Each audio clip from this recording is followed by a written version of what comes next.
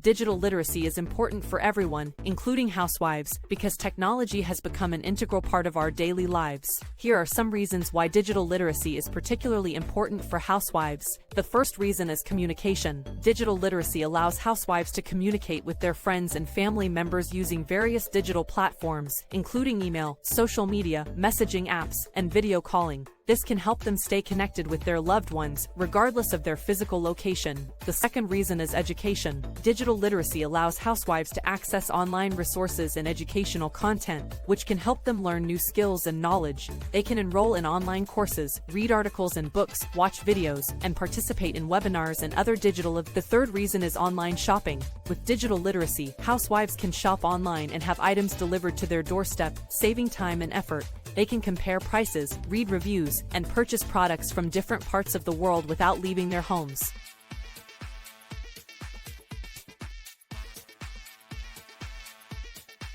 They can use digital tools to track their expenses, pay bills, and manage their bank accounts.